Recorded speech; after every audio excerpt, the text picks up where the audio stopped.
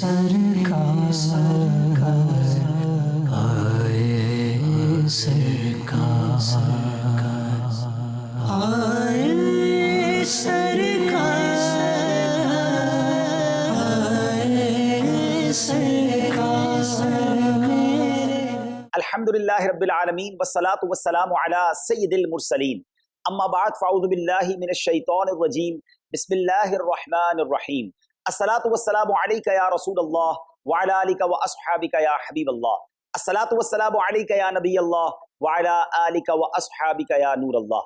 پیارے پیارے اسلامی بھائیوں اور مدنی چینل کے ناظرین، الحمدللہ عز و جل ایک خوبصورت نیا پروگرام جس کا نام ہے سیرت آخری نبی، انشاءاللہ وہ لے کر حاضر ہوئے ہیں۔ انشاءاللہ 12 سلسلے ہوں گے اور جس میں مرحلہ وار نبی پاک علیہ الصلوۃ والسلام کی مبارک سیرت کے بارے میں جانیں گے، اور ہماری خوش بختی یہ ہوگی کہ ہمارے اس پروگرام میں ہمارے بہت ہی پیارے مفتیان کرام اور انشاءاللہ کچھ سلسلوں میں نگران شورا حاجی محمد عمران الطاربی جلوہ گر ہوں گے۔ آج پہلا پروگرام ہے اور اس میں ہمارے ساتھ قبلہ مفتی حسان عطاری صاحب موجود ہیں، اور جس میں انشاءاللہ ہم نبی پاک علیہ الصلوۃ والسلام کی سیرت مبارکہ کے جو ولادت سے پہلے کے واقعات ہیں ہم وہ سنیں گے۔ یاد رہے یہ پروگرام مرحلہ وار چلے گا، نبی پاک کی ولادت سے پہلے کے واقعات، پھر اگلے پروگرام میں ولادت کے وقت کے مبارک واقعات، پھر نبی پاک کا مبارک بچپن، پھر مکی زندگی، پھر ہجرت مدینہ، پھر مدنی زندگی کے خوبصورت واقعات۔ تو بہت کچھ آپ جان سکیں گے اور مختلف مبلغین کی برکتیں لوٹ سکیں گے۔ تو اس پروگرام میں آپ نے ہمارے ساتھ رہنا ہے۔ ہر پروگرام میں نعت شریف کا سلسلہ بھی ہوا کرے گا۔ آئیے چلتے ہیں نعت شریف کی طرف۔ صلی اللہ علیہ یا رسول اللہ وسلم علیک یا حبیب اللہ۔ زمین و زبان تمہارے لیے، مکین و مکان تمہارے لیے، چنین و چنا تمہارے لیے، بنے دو جہاں تمہارے لیے، دغل میں زبان تمہارے لیے، بدل میں ہے جان تمہارے لیے، ہمارے یہاں تمہارے لیے، اٹھے بھی وہاں تمہارے لیے، زمین و زبان تمہارے لیے، مکین و مکان تمہارے لیے، تمہاری چمک تمہاری دمک تمہاری جھلک تمہاری مہک، زمین و فلک سما کو سمک میں سے کا نشان تمہارے لیے، زمین و زبان تمہارے لیے، مکین و مکان تمہارے لیے، اشارے سے چاند چیر دیا، چھپے ہوئے خور کو پھیر لیا، گئے ہوئے دل کو عصر کیا، یہ تاب و توا تمہارے لیے، زمین و زبان تمہارے لیے، مکین و مکان تمہارے لیے، صبا وہ چلے کہ باغ پھلے، وہ پھول کھلے کہ دل ہو بھلے لوا کے تلے ثنا میں کھلے لوا کے تلے ثنا میں کھلے رضا کی زبان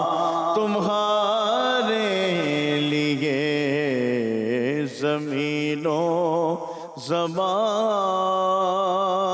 تمہارے لیے مکینوں مکان تمہارے سبحان اللہ سبحان اللہ۔ آج ہمارے ساتھ ماشاءاللہ قبلہ مفتی حسان صاحب موجود ہیں، انشاءاللہ ان سے پیارے سوالات کرنے ہیں۔ اور آج ٹاپک جو ہمارے پروگرام کا ہے کہ پیارے آقا علیہ الصلوۃ والسلام کی ولادت سے پہلے اہل عرب میں کیا معاملات تھے، نبی پاک کی ولادت سے پہلے کے واقعات کو ہم کچھ ڈسکس کریں گے۔ کیا نبی پاک کی آمد سے پہلے نبی پاک کی آمد کی بشارتیں دی گئیں کہ کس طرح دنیا کو معلوم ہوا کہ آخری نبی کی آمد ہونے والی ہے؟ میں مفتی صاحب سے گزارش کروں گا حضور، آج ہمارے اس سیرت آخری نبی پروگرام کا پہلا سلسلہ ہے، ہم اسٹارٹ کرنے جا رہے ہیں۔ ہم اللہ کا شکر بھی ادا کرتے ہیں کہ اللہ کریم نے ہمیں نبی پاک علیہ الصلوۃ والسلام کی مبارک سیرت بیان کرنے کے لیے موقع دیا۔ حضور، پیارے آقا علیہ الصلوۃ والسلام جس دور میں تشریف لائے، کچھ تھوڑا سا پہلے اس دور کے بارے میں بتا دیں کہ وہ کیفیات کیا تھیں عرب کی، وہ لوگ کن جہالتوں میں تھے، اور ایسے اندھیرے میں جب نبی پاک علیہ الصلوۃ والسلام تشریف لائے تو اللہ کے کرم سے کیسا اجالا ہوا؟ بسم اللہ الرحمن الرحیم۔ تاریخ کا تھوڑا سا بھی مطالعہ کرنے والا اور نبی پاک صلی اللہ علیہ وسلم کی سیرت کا ابتدائی دور جس نے بھی پڑھا ہے وہ بخوبی جانتا ہے کہ جو اہل عرب تھے، بالخصوص جو حجاز مقدس ہے یعنی مکہ مکرمہ اور اس کے اطراف کی جو وادیاں ہیں، ان کے جو لوگ تھے جس وحشت و بربریت کے ساتھ ظلم و ستم کے اندر زندگیاں گزار رہے تھے، ان میں شرک و کفر کا جہاں اندھیرا قائم تھا، ساتھ ہی ساتھ وہاں پر لوگوں کے اوپر طرح طرح کی مظالم ڈھانا، لوگوں کے ساتھ برا سلوک کرنا، یہ ایک عام سا ان کا معمول تھا، اور عصبیت ان کے اندر بھری ہوئی تھی، چھوٹی چھوٹی باتوں پر برسوں جنگیں کرنا ان کا معمول تھا، اور ایک دوسرے کے درمیان اتنی سخت عداوت تھی کہ خود قرآن مجید فرقان حمید میں اللہ جل شانہ نے جو اپنی نعمتیں بیان فرمائیں کہ میری نعمتوں کو اپنے اوپر یاد کرو، تو اس میں فرمایا کہ اذکروا نعمت اللہ علیکم، جو میں نے تم پر نعمتیں کی ہیں انہیں یاد کرو۔ ان میں سے ایک چیز یہ تھی کہ اذ کنتم اعداء، کہ تم آپس میں سخت دشمن تھے، تمہاری دشمنیاں بڑی سخت تھیں، یعنی اوس و خزرج جو مدینہ منورہ کے قبائل تھے جو بعد میں چل کے انصار بنے، ان کے درمیان بعض اوقات جب جنگیں چھڑتی تھیں تو 40 سال اور 120 سال تک ان کی جنگیں جاری رہیں۔ نبی پاک صلی اللہ تعالیٰ علیہ وآلہ وسلم ایسے دور کے اندر مبعوث ہوتے ہیں، اس دنیا کے اندر تشریف لے کر آتے ہیں، اور پھر اس کے بعد جو عالم کا نقشہ پلٹتا ہے اور جس طرح ظلمت چھائی ہوئی تھی وہ نور سے تبدیل ہوتی ہے، رب العزت جل وعلا خود اس کا بیان فرماتا ہے کہ اذ کنتم اعداء،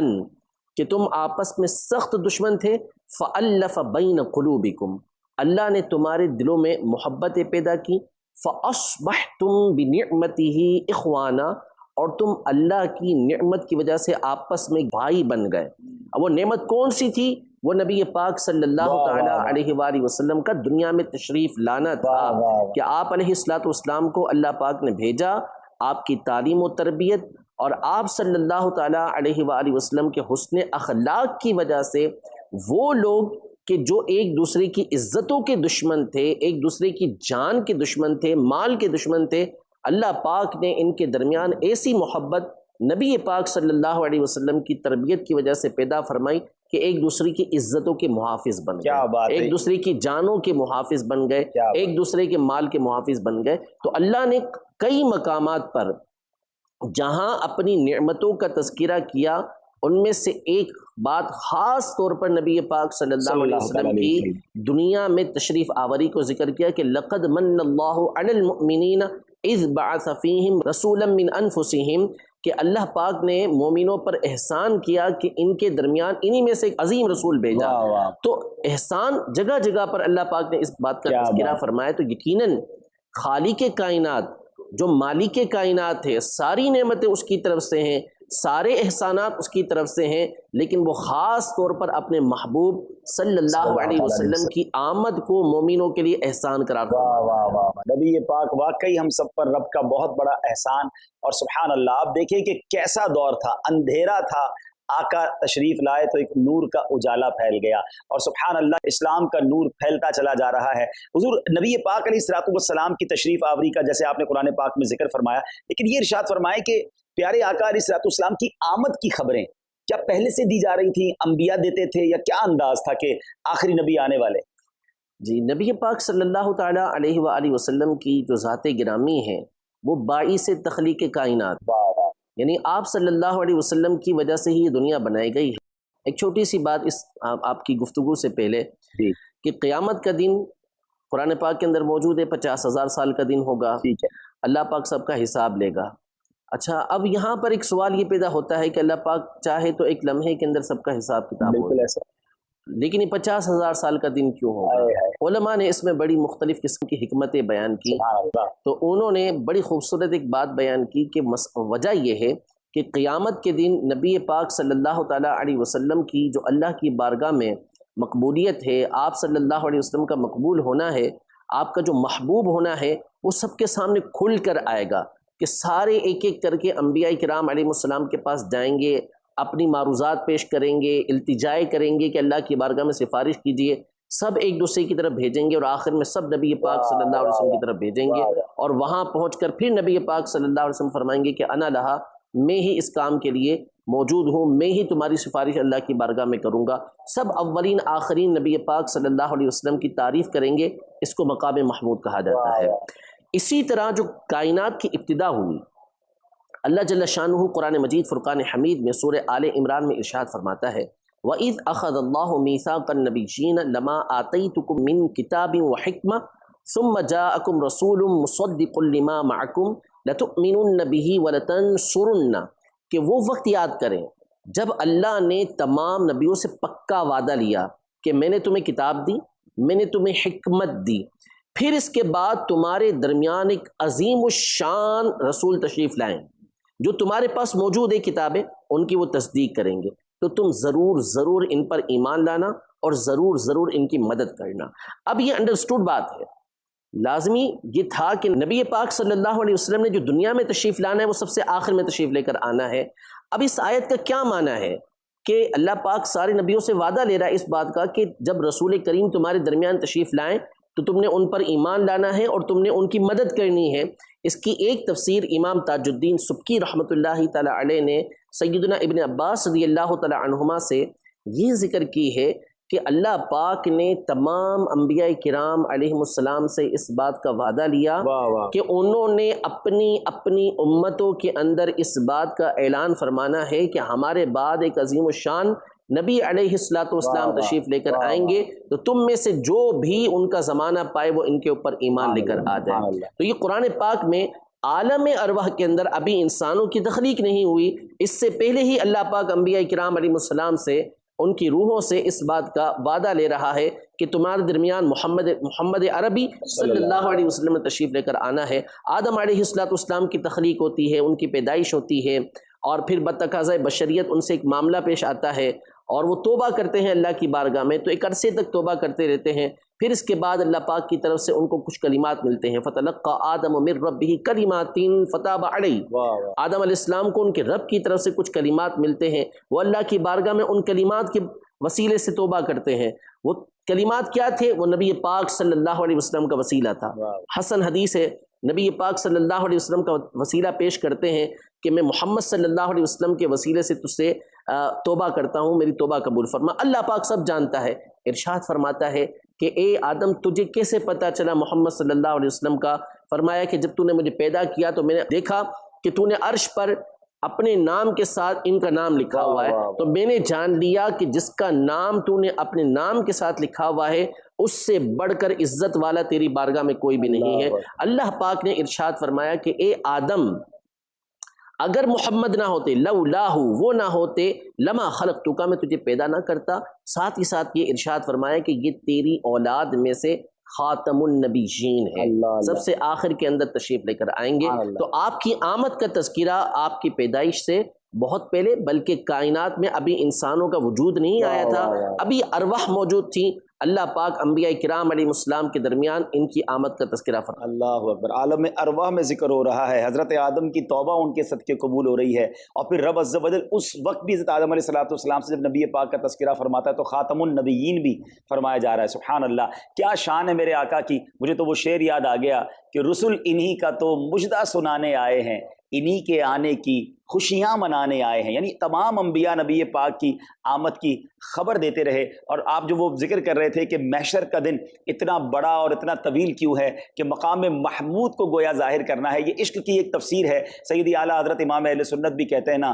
خلیل و نجی مسیح و صفی سبھی سے کہیں بھی بنی یہ بے خبری کہ خلق پھری کہاں سے کہاں تمہارے لیے۔ سبحان اللہ، ہمارے آخری نبی صلی اللہ تعالیٰ علیہ وسلم کی سیرت طیبہ کا ذکر خیر ہو رہا ہے، اور ہم مرحلہ وار کوشش کر رہے ہیں کہ ابھی آج کے سلسلے میں ہم پیارے آقا کی ولادت سے پہلے کا سینیریو سمجھیں۔ اگلے پروگرام میں نبی پاک کی ولادت کے وقت، جی ہاں عین ولادت کے وقت کے واقعات جانیں گے، پھر نبی پاک کے مبارک بچپن کے بارے میں، پھر مکی زندگی کے بارے میں، پھر ہجرت مدینہ، اور پھر مدینے میں ہونے والے عظیم و شان واقعات۔ سبحان اللہ، یہ 12 پروگرامز انشاءاللہ پیارے آقا کی سیرت کے بارے میں بڑی بیسک سی معلومات اللہ نے چاہا تو ہمیں دے کر جائیں گے۔ حضور یہ بتائیے گا کہ آپ نے تو ماشاءاللہ قرآن کریم کے بارے میں تو بتایا، کہ قرآن کریم میں کسی اور مقام پر بھی پیارے آقا علیہ السلام کی آنے سے قبل کی کچھ بشارتیں موجود ہیں؟ جی بالکل، کئی مقامات پر ہیں۔ حضرت ابراہیم علیہ السلام کی دعائیں ہیں اللہ کی بارگاہ کے اندر۔ جب آپ نے کعبۃ اللہ کی تعمیر کر لی تو اس کے بعد اللہ کی بارگاہ میں دعا کی تھی کہ اے اللہ ان کے درمیان انہی میں سے ایک عظیم الشان رسول بھیج۔ لیکن ایک مشہور جو قرآن کی آیت ہے جس میں حضرت سیدنا عیسیٰ علیہ نبینا و علیہ السلام نے نبی پاک صلی اللہ علیہ وسلم کا باقاعدہ نام لے کر آنے کی بشارت دی ہے۔ یہ ارشاد فرمایا کہ انی رسول اللہ الیکم مصدقا لما بین یدی من التوراۃ ومبشرا برسول یأتی من بعد اسمہ احمد، کہ میں تمہاری طرف اللہ کا رسول ہوں، بنی اسرائیل کی طرف، اور جو توریت مجھ سے پہلے آئی ہے میں اس کی تصدیق کرنے والا ہوں، اور ایک عظیم الشان رسول کی میں تمہیں بشارت دینے آیا ہوں، خوشخبری دینے آیا ہوں، جو میرے بعد آئیں گے اور ان کا نام احمد ہوگا۔ تو حضرت عیسیٰ علیہ السلام نے آمد کے بارے میں بھی بتایا تھا، کیونکہ آپ علیہ السلام اور نبی پاک صلی اللہ علیہ وسلم کے درمیان صحیح قول کے مطابق کوئی دوسرا نبی نہیں ہے۔ حضور علیہ السلام سے پہلے صرف حضرت عیسیٰ علیہ السلام ہیں، جو آپ سے پہلے نبی تھے، انہوں نے بالکل صراحت کے ساتھ بتا دیا، نام بھی بتا دیا۔ اچھا، تو یہ نام احمد، اور پیارے آقا علیہ السلام کو ہم تو محمد کہتے ہیں، لیکن نبی پاک کا ایک نام احمد بھی ہے صلی اللہ تعالیٰ علیہ وسلم، تو یہ نام کیسے رکھا گیا، کب رکھا گیا، اس بارے میں بھی کچھ بتائیں۔ بڑی خوبصورت باتیں ہیں اس حوالے سے، جی، اور کتابوں میں بڑی عشق والی اور علم والی باتیں اس میں کی گئی ہیں۔ نبی پاک صلی اللہ علیہ وسلم کے ویسے تو بہت سارے نام ہیں، اور علماء نے اس کے اوپر بڑی بڑی کتابیں لکھی ہیں، البتہ آپ کے 2 نام آپ کے ذاتی نام ہیں، ایک ہے محمد صلی اللہ علیہ وسلم اور دوسرا احمد۔ اچھا، احمد نام یہ وہ نام ہے کہ جو عیسیٰ علیہ السلام نے اپنی قوم کو بیان کیا، اور یہ نام جب نبی پاک صلی اللہ علیہ وسلم اپنی والدہ کے پیٹ میں تھے تو اس وقت غیب سے بشارتیں آیا کرتی تھی ان کو کہ آپ اس امت کے جو آقا ہیں وہ آپ کے بطن کے اندر موجود ہیں، آپ کے پیٹ کے اندر موجود ہیں، اور ان کا نام احمد ذکر کیا جاتا تھا۔ تو آپ کی والدہ نے آپ کا نام احمد رکھا، اور کمال یہ ہے کہ نبی پاک صلی اللہ علیہ وسلم سے پہلے کسی بچے کا نام کبھی احمد رکھا ہی نہیں گیا۔ اچھا، سب سے پہلے نبی پاک صلی اللہ علیہ وسلم کا نام احمد، اور احمد کا مطلب ہے کہ جو مخلوق میں سب سے بڑھ کر اللہ جل شانہ کی تعریف کرنے والا ہے، اور نام محمد۔ اچھا، اہل کتاب جو تھے نبی پاک صلی اللہ علیہ وسلم کی آمد سے پہلے آپ کے آنے کی بشارتیں دیتے تھے اور نام محمد بتاتے تھے، لیکن